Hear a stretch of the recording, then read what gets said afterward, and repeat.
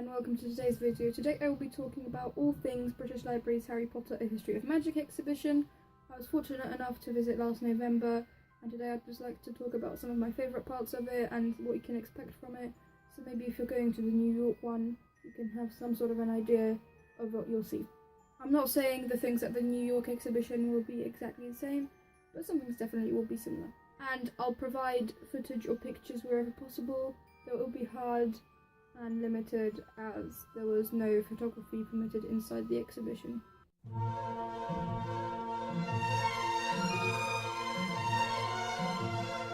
When you entered the British Library, there was a massive phoenix on the wall on the left, and basically underneath that there was the entrance to the actual exhibition. There were flying keys from the ceiling and a glass display behind which were some things you can buy at the British Library that are Harry Potter related. This is what the actual tickets look like. They're very plain blue with a British Library logo.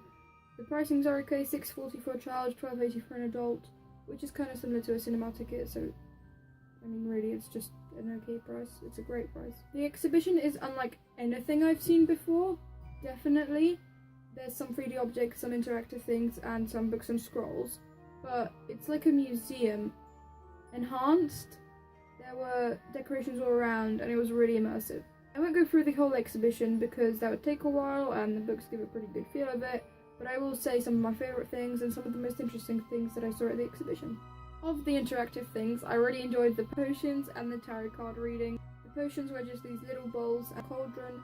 You had to tap the ingredients in the right order, which showed up, otherwise your potion would explode. There were 3 different potions. And the tarot card reading was a table with a cloth on it, and you put your hands onto the table like this, and it would give you a past, present and future reading. Of the objects, I really enjoyed the Nicholas Flamel gravestone. It was very interesting to see. I also enjoyed the invisibility cloak, which was just a hook to muggles in a glass case. I also really enjoyed the celestial globe with the Lenovo Tango tablets around it, which let you see what stars' names inspired which characters' names, like Bellatrix, Lupin and Sirius. Other things to read, I enjoyed the Ripley scroll, the long scroll, and it tells you how to make a philosopher's stone. It was very interesting, couldn't understand much of it, but it looked spectacular.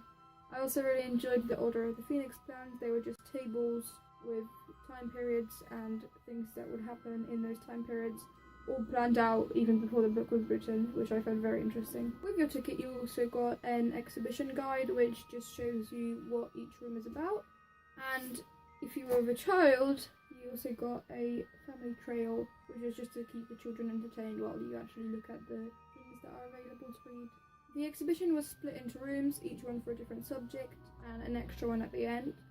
And I'd have to say that that room at the end was definitely my favourite. It was the past, present and future. There was just a wall of Harry Potter and side books in all the languages, probably all the languages Harry Potter is available in. What especially stood out to me was the Tales of Peter the Bard in Polish, because I'm Polish. In that last room, the past, present and future, was also an annotated Philosopher's Stone that J.K. Rowling herself annotated, and her version of the Hogwarts crest.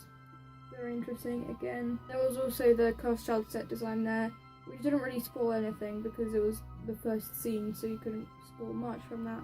But it was very interesting to see the original design in mini. But my single favourite thing from the exhibition would have to be J.K. Rowling's original drafts, especially the one where Hagrid tells the Muggle minister about a red or red-eyed dwarf, which was meant to be Voldemort in an early version. When you left the exhibition there was also this mini shop which sold just all the things with phoenixes on them and the books. I personally got the postcard which is up there and this little badge, but there was pretty much anything you could imagine with a phoenix on it. And there was also a wall there for people to put their own thoughts and read other people's thoughts, which I found very cool to see what other people thought of it and how people have travelled far and wide to come and see it. There was also a larger shop which you could access even without going to the exhibition outside, walking into the British Library on the right. I personally didn't get much there, but I did get this set of badges which was themed around some of the pictures you could see throughout the exhibition. There was official Harry Potter merchandise there as well as things that are tied into the exhibition. There are also local events including live streams of the talks given at the British Library and quiz nights. I unfortunately couldn't go to any of them because they were all sold out by the time I tried to get tickets to any of them, but I'm sure they were a lot of fun. There were also pop-up exhibitions all around England, which I think were a great alternative if you couldn't get the book or go to the exhibition. I went with a few of my friends to just see it.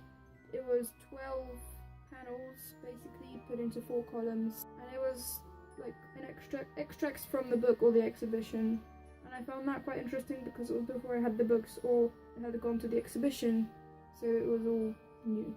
Thank you ever so much for watching this video. I really do hope that you enjoyed it. I hope that you also maybe got some ideas on what to expect at the New York exhibition if you're going, or just got a little taste of what the exhibition was like if you couldn't go.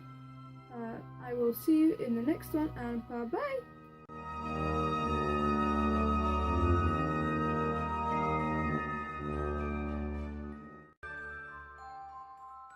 Design, or set design, stage design. That was also really cool to see how all the little foresty bits move around, or clock bits move around.